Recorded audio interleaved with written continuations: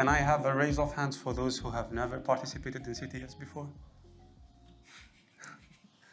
I mean, this workshop is for you guys, because we have designed the challenges, the slides, and even the interactions to be for absolute beginners. So you're very welcome to be here, as well as those who have some kind of experience with CTFs. So CTF stands for Capture the Flag. And these are hacking contests, or like cybersecurity competitions. We like to call it a hackathon because it attracts more participants. And it also raises some nice discussions like, hey, shall we call it a hackathon or a CTF? So in a cybersecurity CTF, we do have multiple teams that compete with each other. Their goal is to solve cybersecurity-related challenges. And as they do solve challenges, they get to win points, right? So what's a cybersecurity challenge? And what would you expect from an event like that? So you might have to hack into a deliberately vulnerable software, right? That type of challenges is called a PAWN, or a web challenge if it's around web exploitation. You might have to write some kind of automation for a task that is otherwise humanly infeasible. Or you might have to break ciphers that would be crypto, like steganography challenges. And there are other types of categories for that. So what we like to call challenges chals, just for the sake of it. So please bear with us when we simply refer to that term. Solving a challenge means that you were able to successfully extract a hidden secret from it. And that hidden secret is what we call a flag, right? And Capture the Flag is about capturing those secrets. Flags are worth different points. And as you solve problems, you get to accumulate more flags, and you get to be ranked in real time on a public scoreboard. So like your team, or like if it's an individual CTF, you will have a name. And as you accumulate the points, people are going to be able to see how well you're performing and like how are you ranking among the other teams. Of course, the teams that score the most by the end of the competition are the ones who win. Okay, so as I said, like CTFs are like a Disneyland. CTF is to hackers what Disneyland is to kids. In the sense that it allows you to legally hack into software, your favorite technologies. You get to meet the community that actually loves doing such things, so like-minded individuals.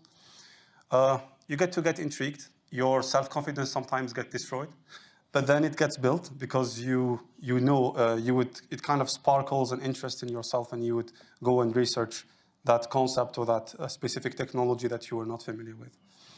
You win friends, skills, food, but sometimes cash, in the case of Attack CTF. And we're very generous in terms of that. Okay, so, but most importantly, you also get to have some great time for 2 days in a row. Since Attack, we have a team-based CTF, you also get to learn how to work as a team, right? So different people who have complementary skills get together and maybe communicate for solving a single task, or like divide different challenges among them, communicate. So whatever, like it's a great way of learning teamwork. So yeah, so like there are many categories of CTF challenges, as we have explained before, but for this workshop, we're only gonna look at steganography and web challenges. All right. All right, so I hope you guys are willing to learn some new stuff today. So yeah, just want to give a point here. So I named the first part steganography forensics, but in reality it's going to cover a lot of basics about what you find in some challenges, okay? So don't mind the name too much, but basically steganography means hiding something in something else. So you see how it's a very vague description. I also included the definition of forensics here. Forensics is when same thing, you try to understand what happened in a crime scene, but obviously we're not working with crime scene, I hope not, at least. We're working with challenges that were designed for that purpose. So yeah, I didn't know really what name to give to that section, so I just named them steganography and forensics, but you will see that we we're going to see a lot of different things here. Why did I choose this category? First, it's one of the only categories that I'm actually good at. I'm not very good at other categories, so I decided to cover this one here. But most importantly, because you will see, if you play CTF, that many challenges have a little bit of steganography in them. Sometimes it's very subtle, sometimes it's just like a difference in encoding of the flag, or like it's a difference of the way the flag is rendered, the character set, etc. So I have to cover that because even in a binary exploitation or a web challenge, you're going to have something that relates to steganography in a way. So this is why I wanted to start with that. Just to end this slide, I would say stegano is mostly about recognizing patterns. Okay, I know from the feedback that we have last year, a lot of students, they were like, I don't know where to start. Well, me, when I start a challenge, I have no idea where to start as well. But then I'm going to look for patterns. I'm going to look for something that I've seen in other challenges, or like that I've seen in different things that I did in my research, etc. And then it's going to give me an idea about, okay, there might be something here, or there might be something there. That's really about recognizing patterns, basically. Okay, first thing I want to talk about is the metadata. So metadata means the data about the data. So for instance, if you have an image, obviously the data is the image itself. But then you have a lot of things that are not about the image itself, but about what surrounds the image. For instance, the creation date of the image, the last time it was modified, the author, the format, the version, this kind of thing. So it works for images, but it works for actually a lot of different files, a lot of different things even. So in PDF files, you have the owner, etc. In video, you have the bit rate, the frame rate, the resolution, this kind of thing. So obviously, this is the perfect place for CTF designers to hide something, to hide some messages and to hide some data in there. So I want to introduce like two/3 tools that you can use in order to have a first glance about if you start a challenge, what is the first thing that I'm going to do? Well, this is going to be the thing that I personally did do. So the first one is called EXIF tool. EXIF means thing like information format or something. It's a metadata format, kind of. And there's that tool that's called EXIF tool. And you can run this command on any file you want, and it's going to give you all the metadata that is in that file. So usually when I start a challenge, I have a file. For instance, I don't know, zip file, image, PDF, video, whatever. First thing I'm going to do every single time is running EXIF tool to see if someone left something in there. So you can see, for instance, in that image here, maybe it's a little bit small, but you can see that running EXIF tool on an image here, there is a user comment, and there is some value here that looks a little bit sketchy. And so this is, for instance, oh, wow, I didn't know that. So yeah, I was talking about this thing here. So that's something that you can see very easily with EXIF tool. Sometimes there is nothing, but sometimes there is something. So that's the first thing that I start with. The second command/commands I want to talk about is strings and grep. So strings on a file, same thing is going to show you all the printable characters that are in that file. So it's a bit like of the same idea. If someone hid a string or like someone hid a flag or some sentences in that file, strings most of the time is going to give you that result. The problem is that sometimes, obviously, in a large file or in a text file, you're going to have a lot of strings. So you can also use grep.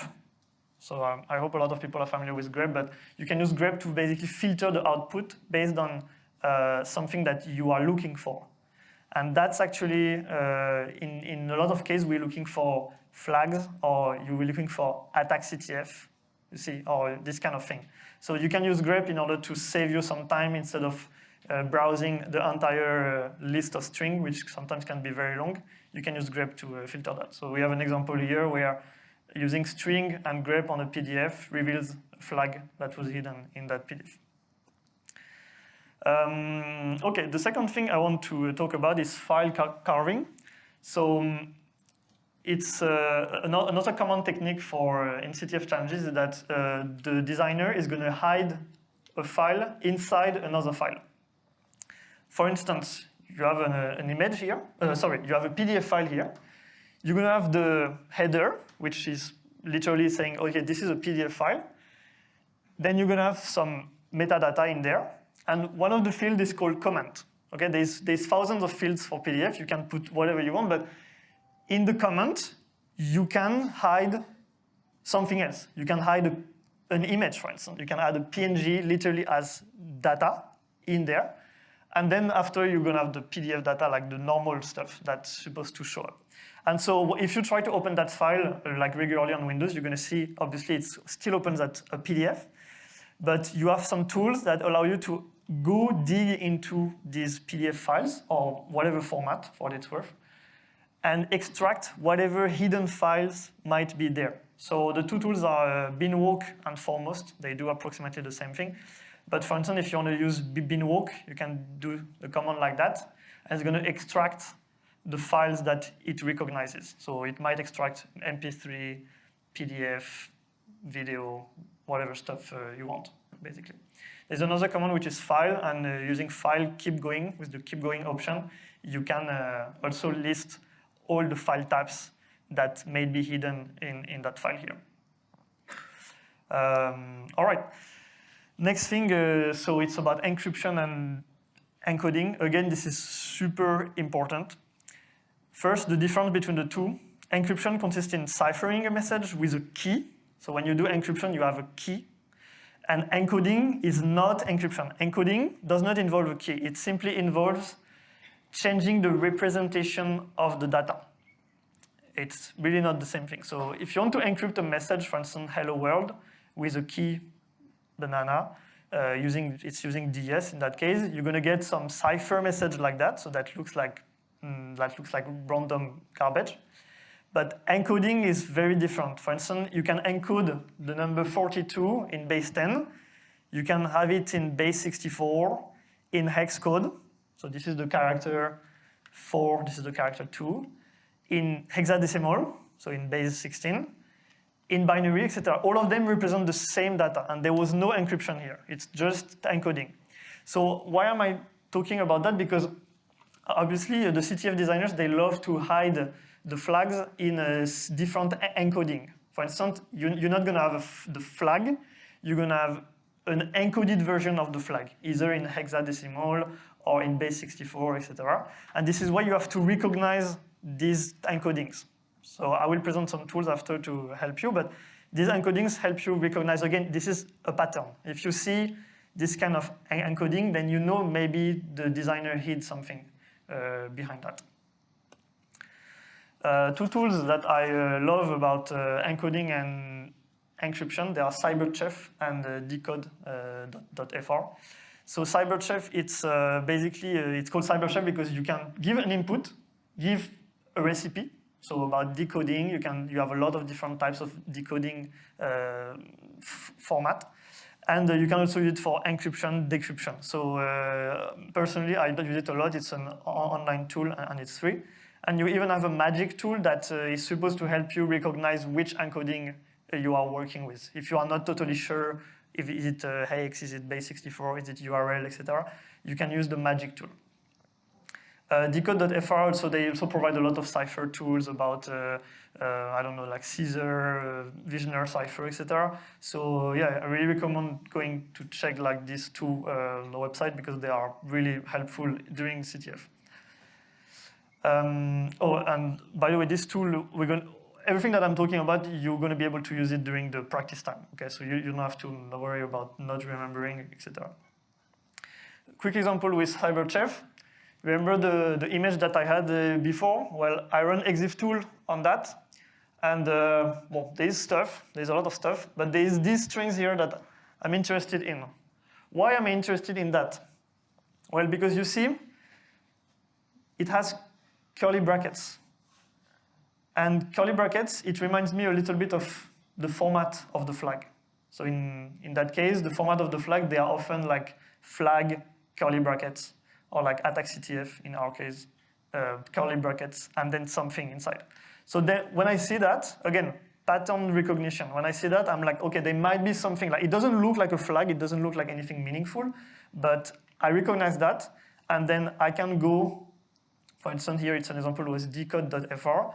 After trying a few cipher, a few decoding techniques, I'm gonna get something that is like that attack CTF workshop example 1. And then that's how I get my flag, okay?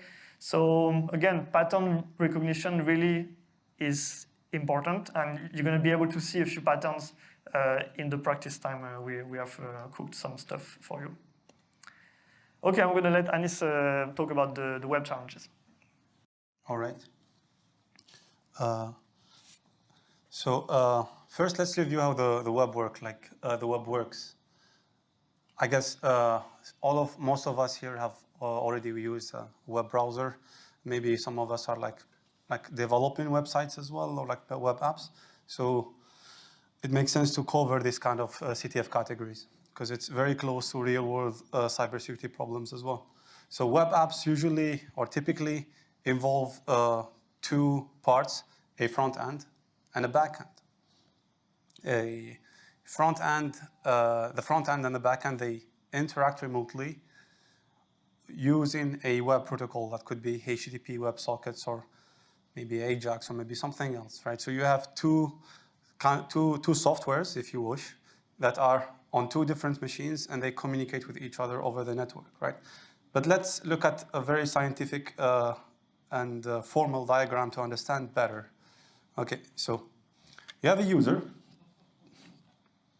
and that user is trying to access a website. So it uses a browser, right? And when it does that, it requests the page that it wants to consult, for instance. The web server responds. Sorry, the image of the web server doesn't appear.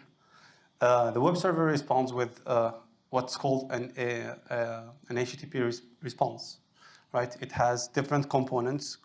These are the body of the request, the headers of the request, some cookies and whatnot. And then once it receives that, what the browser does is that it interprets the content of the response. If there is some rendering to be done, it would render it. If there is some code to be executed, it will execute it. If there are files to be fetched, it will fetch them. And it will reconstruct a nice web page that it will serve back to the user. And that's the UI. That's what you would expect the user to interact. You would, as a web developer, you would want your user to only click on your buttons, not go beyond that, right?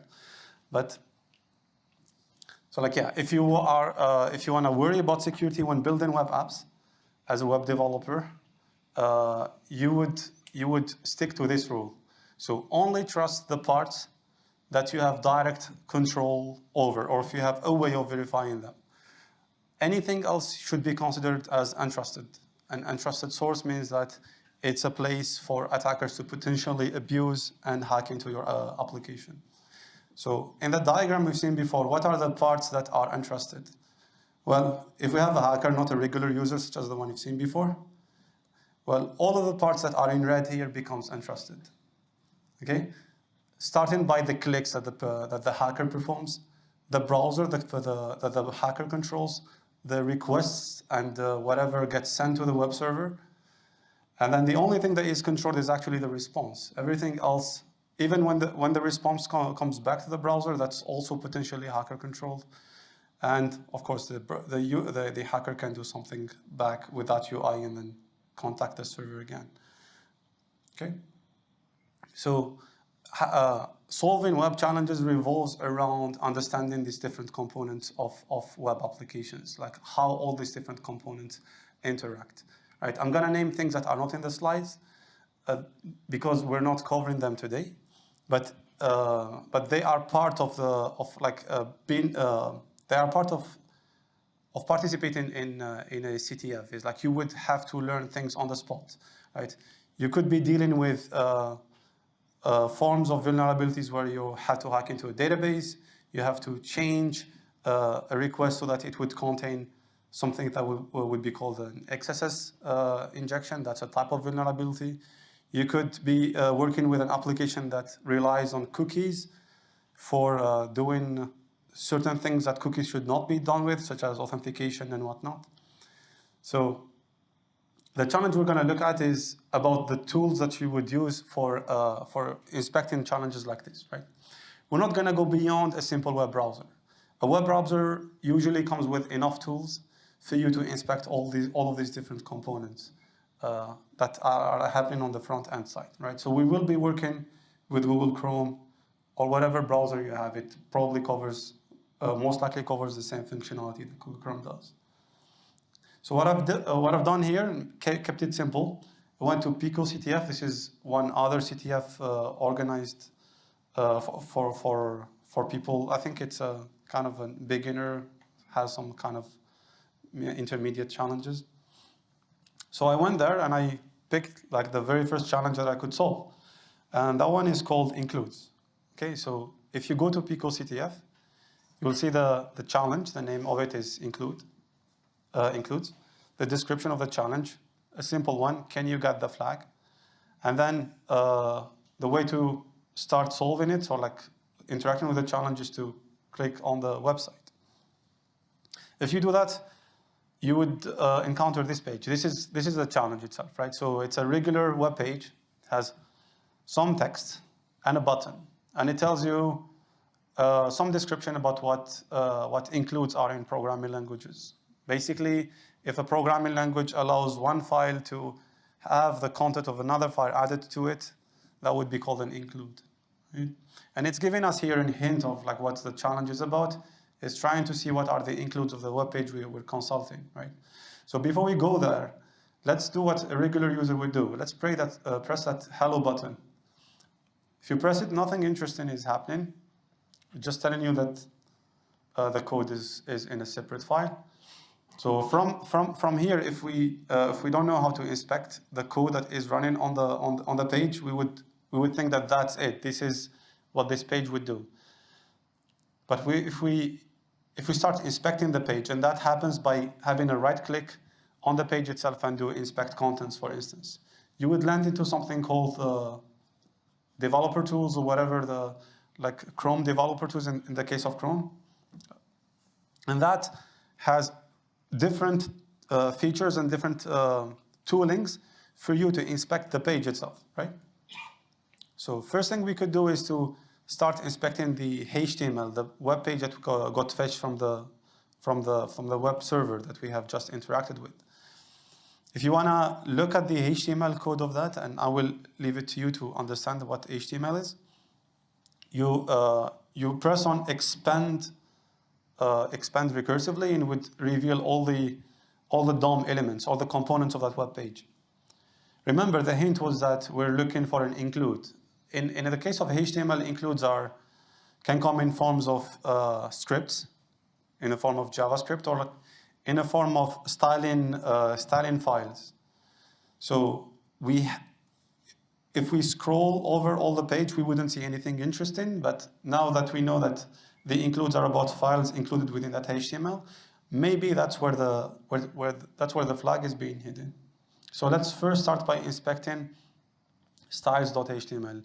Styles is styles.css. This is only going to be a file within the same directory within the same path of that web page, right? So if we only append /styles, we would be able to view the content of that, and we can already start to see the beginning of the flag. This is a truncated flag where we only have the first half of it, right? Now, where could be the other flag? The other half. We have another file that we didn't inspect. It's the scripts.js. But instead of like me retyping script.js in here, I could use the functionality of the browser itself that allows me to browse all the files that are actually included within that web page, as if I was working with an IDE and was looking into the source code of the web page. So this is another way of viewing script.js. If I go to the tab sources and press on script, I would see the other half of the flag. Well, that is the flag that includes was asking us for. Now you might be asking yourself, because this is the only thing that I've prepared for the presentation. There are many things happening in the web challenges that we prepared for you. But what I want you to do for this workshop is to start exploring by yourself all these other I think we're going to tasks share the and what slides with you, what at least this functionalities they subset have of the for you. slides. So This is one great way to learn by your own, and we will give you, provide you guidance. Now is going to be practice time. So we're going to leave approximately 45 minutes, something like that. Simply because, yeah, you need to, as you see, like it's difficult to actually solve a challenge. Like right now, if I were giving you a challenge, probably you would still not really know where to start, and it's normal. The only way of learning is actually practicing with CTF. So of course today we're going to give you some challenges to solve, and you're going to have people helping you. But please, if you're interested in CTF, go to in-person events, go to online events. They have online events all year long. I just put a few names here, but honestly, there's so much more than that. You can look on ctftime.org. It's free. Most of the time it's free. Yeah, all year round. I actually learned on rootme.org like 10 years ago when it was getting started, but nowadays we have like so much websites to do CTF challenges. Great designers sell challenges. You can find explanations online afterwards that we call write-ups, etc. So yeah, now it's going to be practice time.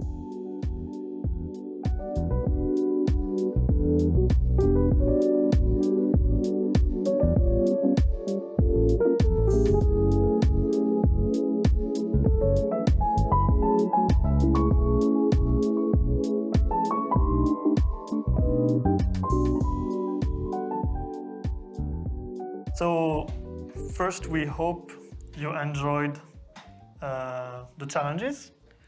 I think more people try the web challenges because I was seeing a lot of web browsers and stuff, so it's totally fine. But I'm going to start by explaining like my two challenges, which are the Stegano challenges, and then Alice is going to explain like the solutions for the web challenges. Okay, so for the first flag, you're going to hate me for that one, because I already heard some people say, oh, come on. Yeah, so obviously the name of the challenge was like hidden in plain sight, and I'm going to actually try to pull up the challenges as I speak to you guys. So basically you just have an image here. Wow, 5 solve. Damn, okay. Expecting a bit more. Yeah, so basically it's just like a good old water white. And then if you zoom in, I can't zoom in with one hand. Oh, I can. So there's a flag basically here, okay? So this is very stupid, okay? I agree with you, but sometimes challenges are very stupid, so you have to be ready for it, especially because the description of the flag was mentioning, I can't see anything without my glasses. And then the name is hidden in plain sight. So like that was like the hint for that one. But obviously you guys didn't like it. But I hope you will like the second part of the challenge. So the second part is about, the name is Diggy Diggy Hole, from the song that I hope you guys know. Otherwise I'm way too old. Walter desperately needs your help. He sent you a picture. It seems there's more to it. You got to do some digging around to find the flag. So if you remember what I talked about during the steganography slides, I talked about like file carving, etc. So if you think about digging into a file, it's kind of related to carving. So that would give some people a hint, I hope. But as I mentioned during the slide, the first thing that I'm doing all the time is refreshing my page, because apparently it's down. The first thing I'm doing is EXIF tool. Okay, I mentioned that during the slides. So I'm just going to start my server quickly to show you guys.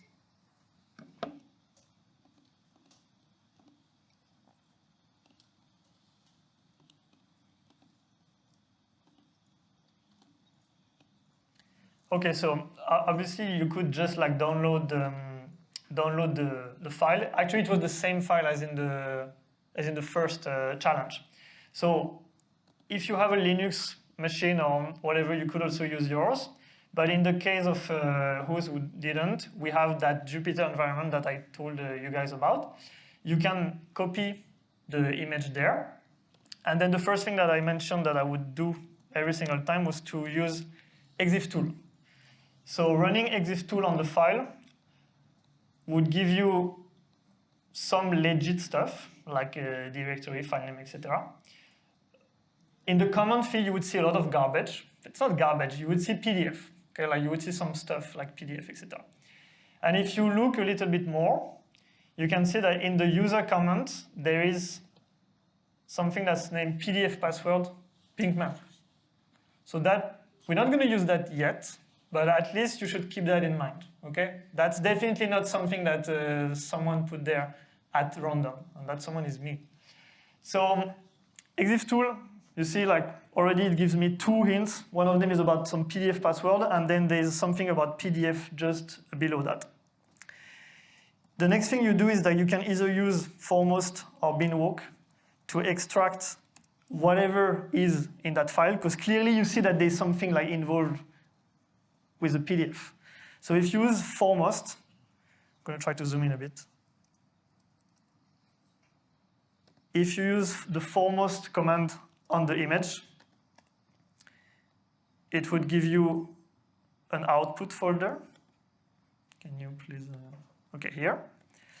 In that output, you would see obviously the JPEG image, because it was there in the first place, but you also see a PDF. If you try to open that PDF, you will see it's going to ask you for a password. So now that's where you think about like the first things that you saw with exif tool, which is PDF password Pinkman. So that basically tells you that the password for the PDF is Pinkman. I really try to be explicit here, but like if you type the password, you will see the content of the PDF. You can run some exif tool on the PDF, you can run string, etc. You should see nothing, basically.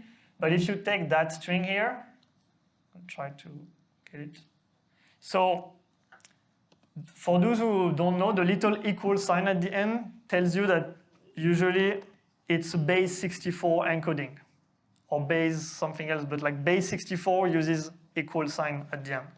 If you didn't know, you can always go check on CyberChef and put it there. It would most likely tell you, but you see how it's like actually the first result because that's so common. But if you go into CyberChef, you can paste your input here. So it's base 64. You can convert it from base 64 into something else. So it's going to give you the hex code. Why do I know it's hex? Well, because I don't know. To me, it looks obvious, but the maximum things you have is F. So like it tells me that this is hexadecimal encoding, and then you can after apply the hex decoding. So you can do from hex, and it would give you the flag. So I just took the flag, I put it in hex format, and then in base 64 format, and I just put that in the PDF. All right. So yeah, I hope you liked it. If you didn't like it, that's fine.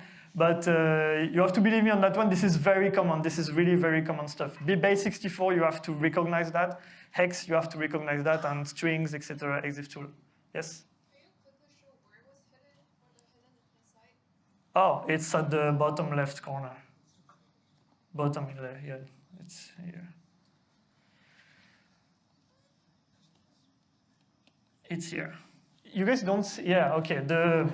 It's at the bottom left corner. You guys don't see it because of the contrast? Okay, obviously, yeah. So if you check on your computer, you should see it. If not, you can always put the file in some Paint or Paint.net or whatever. You can change the contrast and try to see if you can get anything from that. All right, so now I'm going to let Anis explain for the web part, which I think people like more. I think it's because it was way more easier to access it, that's why.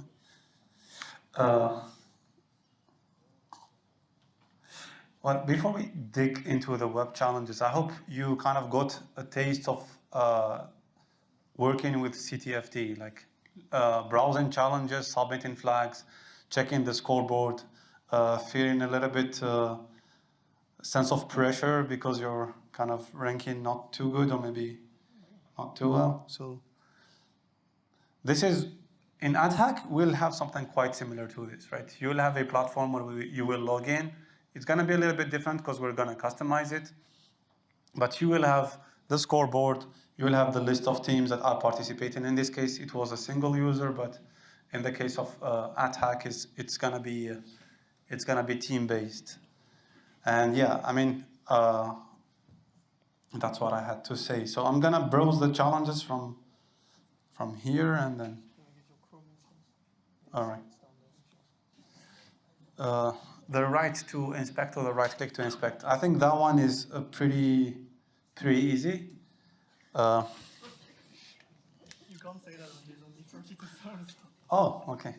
Well, so we'll try to solve it together, right? So I think the hint of the challenge is that you need to right click and to inspect, and we've been speaking about that, about the web inspection tools that come with the browser, right?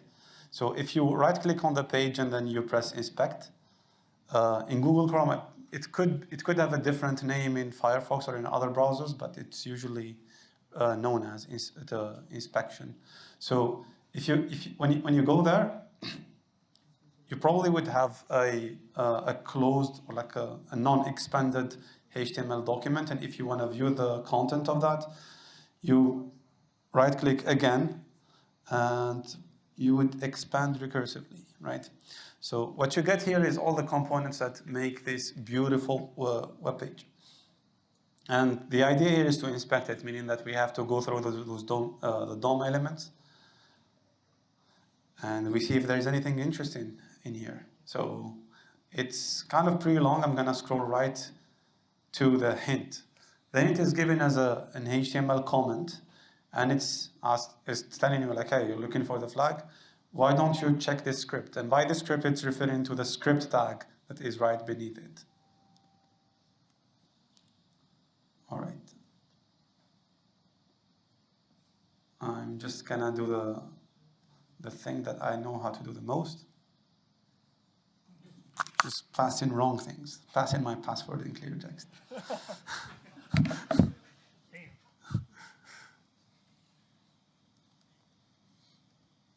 Definitely someone is going to go mess up with that. Yeah. That's a master password, by the way. Generated by Google Manager. No, it is. Like, I remember it by heart. So here's the thing. Now we look at the content of the JavaScript file, and we see another hint. So it's telling us, hey, you're still looking for the flag? Why don't you check the styles? So by that, it's probably pointing us to the styles file, which is whatever CSS file we're importing for this web page, and that is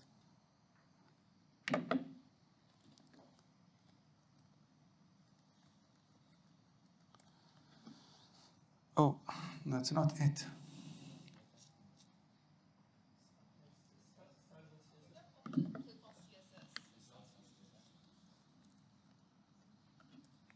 All right. Okay, so there's another hint for us.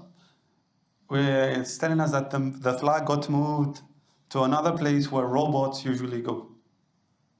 Maybe it felt a little bit confusing for you guys, but for someone who is used to web development and doing a bit of SEO, search engine optimization, they would know what this means. So usually when you create a website, you put a file at the root of the website called robot.txt.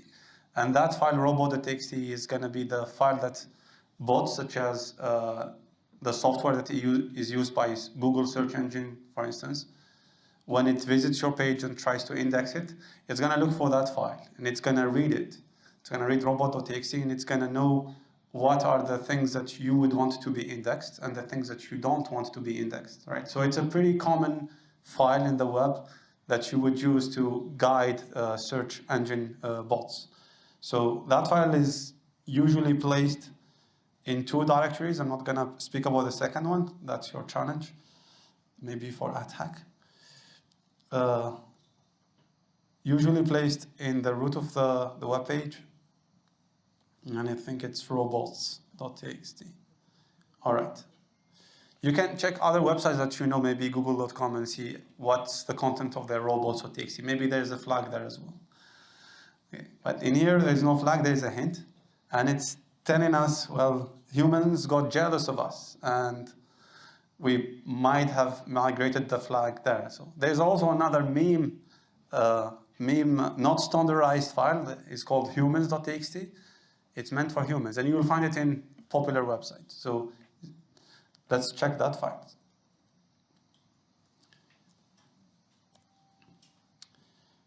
Now it's telling us why don't you check the cookies? So cookies are pieces of data that you can either set from the backend. So the backend, which is the server that is serving this page, can tell the browser, hey, set this value, that is a cookie, into your storage, your local storage. It's not the local storage, but you can store this value at the browser side, at the front end side. So we could look into that, and there is a way of inspecting that using the developer tools that come with Google Chrome. Just have to know what it is. All right, so if you go to the tab application within the Google debugging tools or like developer tools, you would see that there is a place where cookies are being shown. If you expand that, you'd see yet another hint, and that is put in the cookies. So like if you read it fully, you would see that it's telling you we are now following RFC 9116. Since the flag is of security concerns, we moved it there. So what is RFC whatever?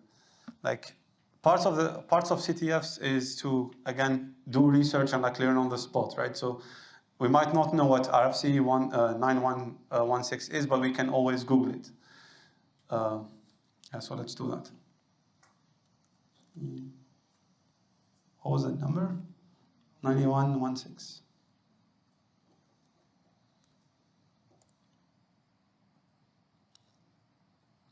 So an RFC is a request for comment.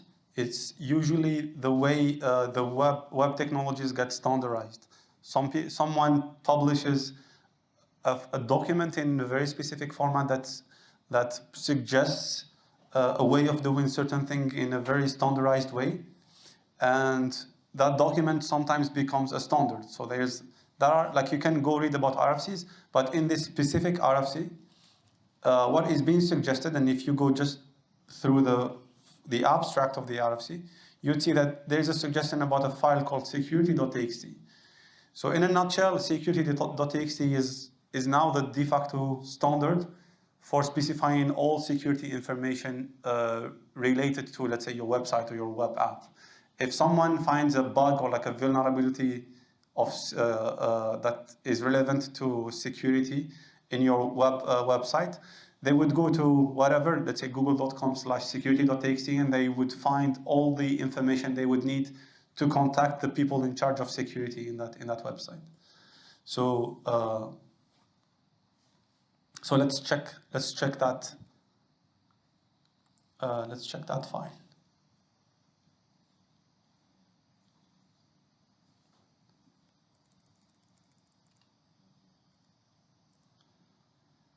All right, and that is the flag that we get. I'm not gonna submit it in the CTF, the platform, but that's what you should copy and paste.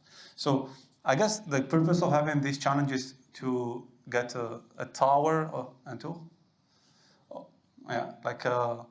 the browser developer tools, and also get to see like that sometimes you have to research. It's not like when you're being pointed to cookies and you don't know what cookies are, you could just go research that. You're pointed to an RFC, just go research that, read a little bit about it, and maybe it's gonna make you understand a little bit more the challenge itself. So that was the purpose of the first challenge. Now let's go to the second one. This feature is off. So what you encounter when visiting this challenge is a web page that seems completely disabled. So it's telling you to enter a number that is larger than 2025 to get the flag. The issue is that there is no way of entering any value in here. But remember, this web page is controlled by us, so we can change it. We can inspect what's going on in here when we can enable features that maybe were disabled, right? To do so, you have to learn a little bit of HTML. It's not that complicated, but it's necessary to understand what is required from you in here. Well, first thing we see is that there is a button, submit, that is being disabled, right? So maybe I could simply remove the attribute on the HTML element that makes it as such. So maybe remove the disabled attribute. And the button becomes enabled. But as I press it, I'm not getting anything. So why? Maybe it has something to do with this statement. Enter a number that is larger than whatever. If I try to enter anything, it's still disabled. So maybe I could also enable that field, right? So let's put 20. If I try to submit now, the value is not being accepted, and that's because of a constraint put on the form that tells the browser that you should not submit that form unless the value of that specific input field is not going beyond 2025. So you can simply increase that number on that constraint, or simply remove it all, like remove the whole thing, and you should be able to enter that. So if we do this, we would be able to get the second flag. Now the purpose of this challenge is to teach you to not to not trust the constraints you put on the front end side, because these can be disabled by the user. They have control over that, right? What should be done if this was a real application, you should check the value that is being submitted to you in the backend and make sure that all these constraints are also met. Let's go to this third challenge. Bad authentication.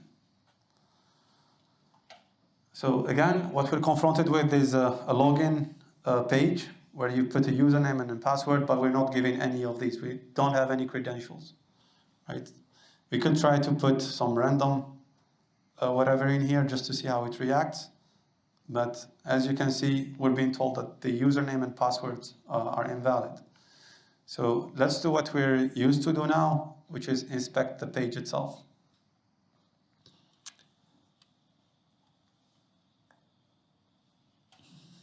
Okay, so I'm gonna scroll right away to the interesting part of the script of the page, which is the logic that handles the submit.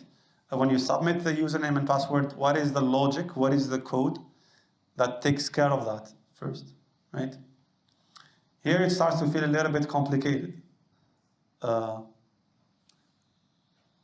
so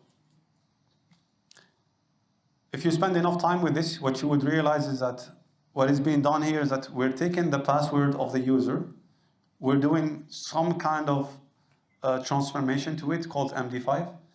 If you don't know MD5, you go read about it. It's something called the hashing function, and what it does is that it takes a piece of data and then it outputs some checksum out of it that is of the same length. And the idea with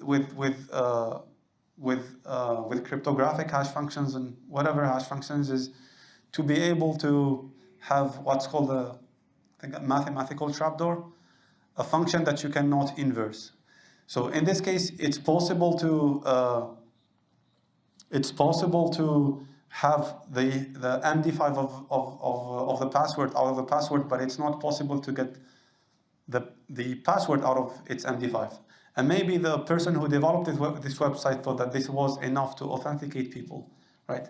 Even if I put the hash the hash of the password in the website, people are not going to be able to get back the password out of it.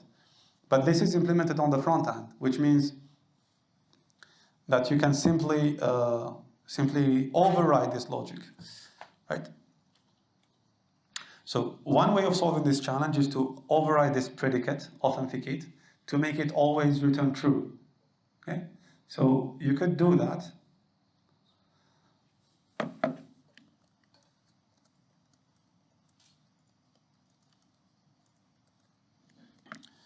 You could do that simply by assigning. This is like a fancy way of writing. This function will always return true to the variable that holds the function authenticate.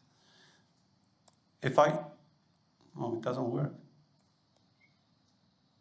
All right. So if I do that, I should probably be able to authenticate. Yeah. And I get the flag. So that's one solve.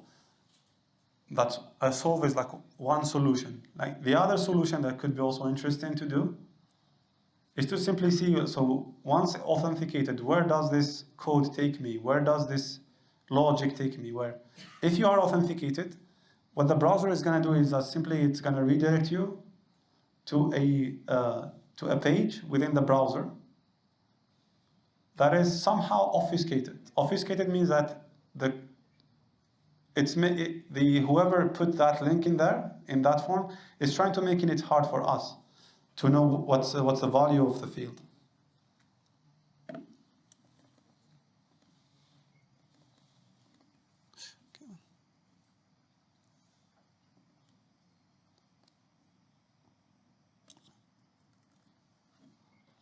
So it's redirecting to wherever.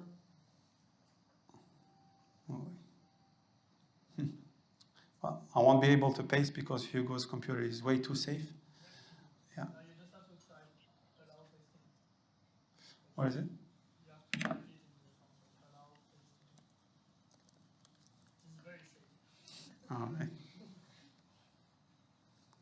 Okay, so this becomes a little bit of a steganography or like encoding challenge, but if you simply execute this code, you're gonna know what's the URL that you get redirected to once the challenge gets solved. So you could simply execute that part of the code independently without having to override that predicate we've seen before, and then just visit that link and you get the flag.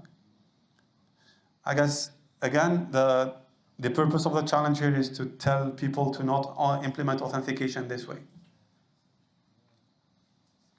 Okay. I'm being told that we're running out of time. Do you want to do the last challenge, or maybe just get the prizes? Okay, let's check the last one.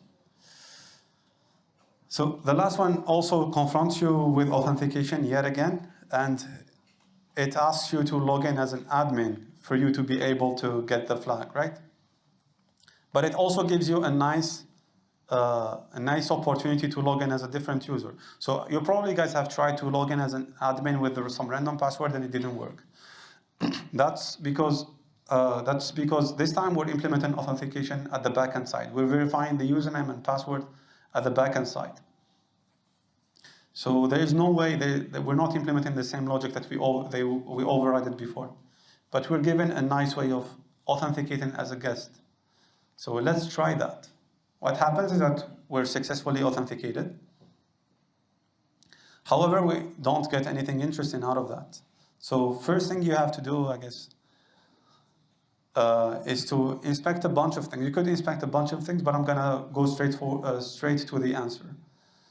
If you inspect enough things, you would realize that there is an interesting cookie that you got sent back when you authenticated.